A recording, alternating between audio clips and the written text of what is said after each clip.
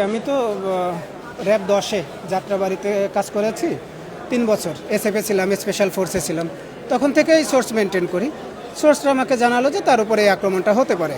আমি হাদি ভাইকে তার অফিসে গিয়ে বোঝানোর চেষ্টা করেছি বারবার। যখন দেখেছি সে বুঝবে না, তখন আমি নিজে থেকেই চিন্তা করলাম যে ওনার সাথে আসলে 2-3 দিন থাকা উচিত।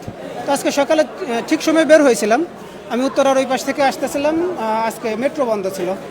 ওই মেট্রো বন্ধ থাকার কারণে আমি ঠিক 15 মিনিট পরে আসছি। এসেই শুনি যে আসলে এরকম একটা আক্রমণ তার উপর হয়ে গেছে। আপনারা যে প্রশ্নটা করলেন ওর পাল্টা প্রশ্নটা আমি করি।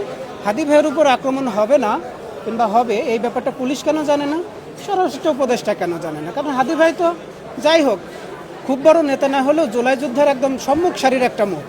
ওনার একটু যেহেতু আওয়ামী লীগ একটা কর্মসূচি ডেকে রাখছে, তো ওনাকে আসলে একটু প্রোটেকশন দেওয়া যেত। আমি বিকেল থেকেই তার সাথে ছিলাম, একটু প্রচারণায় টিমের সাথে ছিলাম। তারপর আবার মনে হলো যে ওনাকে এই ব্যাপারটা বিস্তারিত বলা দরকার। কালচারাল সেন্টারে গিয়ে আধা ঘন্টার মতো তাকে বুঝাই আসছি যে ভাই ব্যাপারটা নিয়ে একটু সাবধান থাকতে হবে, লাইফ রিস্ক থাকতে পারে। রাজনীতি করলে লাইফ রিস্ক থাকবে, আপনি দেশের জন্য যুদ্ধ করলে লাইফ রিস্ক থাকবে, এটা স্বাভাবিক প্রক্রিয়া। দেখুন, আমাদের নজর রাখতে হবে শেখ হাসিনার ফোন কলের দিকে, যে আসলে উনি কিভাবে দিক নির্দেশনা দিচ্ছে।